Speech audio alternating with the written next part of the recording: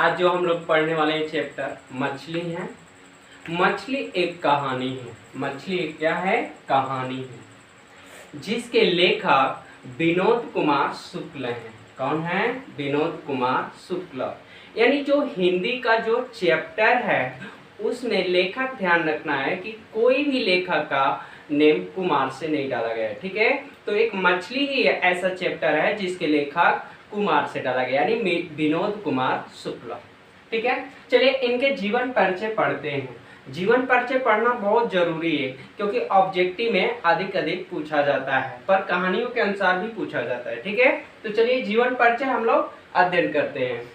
तो जन्म इनका जो हुआ है 1 जनवरी 1937 ईस्वी में राजनांद गांव में। किस गांव में? राजनांद गांव में, छत्तीसगढ़ में हुआ था। तो ऑब्जेक्टिव कैसे प्रश्न आएगा? तो पूछा जाएगा कि विनोद कुमार शुक्ल का जन्म कब हुआ था?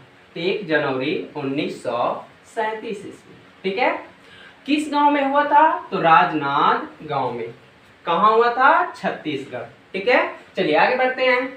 ये जो है विनोद कुमार जो शुक्ल जो हैं वो पेशा उनकी जो थी वृत्ति जो चुने थे प्रधानाध्यापक को चुने थे। ठीक है, प्रधानाध्यापक को अपनाए।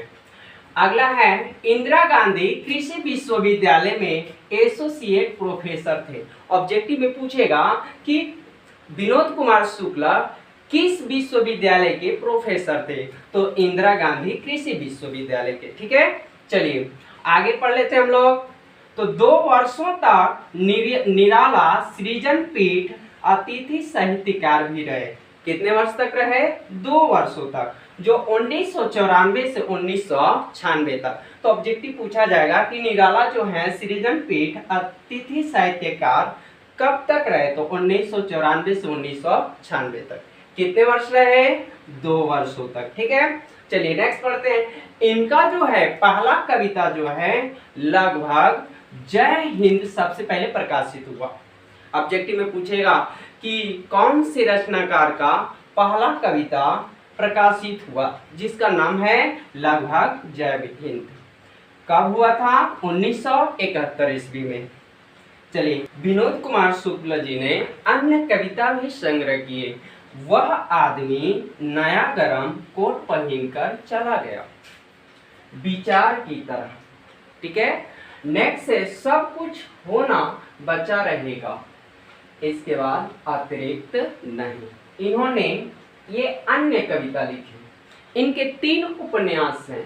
कौन? नौकर की कमीज, खिलेगा तो देखेंगे। पहला जो है नौकर की कमीज। तो ऑब्जेक्टिव में पूछेगा कि नौकर की कमीज क्या है? तो एक उपन्यास है। खिलेगा तो देखेंगे। इस बार फिर एक है दीवार में एक खिड़की रहती थी। चलिए इनके 2 कहानी थे। कितने कहानी थे? 2 कहानी। पेड़ पर कमरा और एक महाविद्यालय। पेड़ पर कमरा और कौन था? एक महाविद्यालय। पूछेगा ऑब्जेक्टिव में कि पेड़ पर कमरा किनकी रचना है? तो विनोद कुमार शुक्ल का। जवाब दे देंगे। चलिए यह जो पेड़ पर कमरा है कहानी, यह इतालवी भाषा में अनुवाद किया गया है।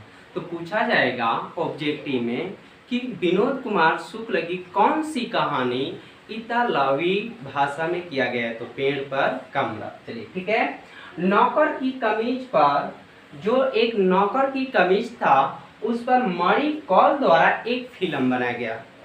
किस पर फिल्म बनाया गया? नौकर की कमीज पर। किसके द्वारा? तो मणि कौल के द्वारा। ठीक है, चलिए आगे बढ़ते हैं हम लोग। 1992 ईस्वी में रघुवीर सहाय स्मृति पुरस्कार मिला। 1992 में कौन सी पुरस्कार मिला है? तो रघुवीर सहाय स्मृति। ठीक है, चलिए नेक्स्ट बढ़ते हैं। 1997 ईस्वी में दयावती मोदी कवि शेखर सम्मानित किए गए। कौन सी ईस्वी में? 1997 ईस्वी में। चलिए 1990 ईस्वी में साहित्य अकादमी पुरस्कार प्राप्त हुआ। किनको हुआ 1990 में? तो विनोद कुमार शुक्ल को साहित्य अकादमी पुरस्कार प्राप्त हुआ। चलिए कवि विनोद कुमार शुक्ल जो हैं 20वीं सदी के 7वें 8वें दशक के क्या थे? कवि थे। तो कौन सी सदी का? तो 20वीं सदी। ठीक है, इसके बाद जो यह कहानी जो मछली है, मछली जो कहानी है, तो प्रस्तुत कहानी महाविद्यालय से ली गई है। यह कहानी बचपन की स्मृति द्वारा रची गई है। जो यह कहानी एक छोटे शहर के निम्न मध्यवर्गीय परिवार से स्पर्श किया गया है। तो ऑब्जेक्टिव में पूछेगा कि निम्न मध्यवर्गीय परिवार से कौन सा कहानी किया गया है, तो मछली लिया गया है। ठीक है, मछली का किया गया है।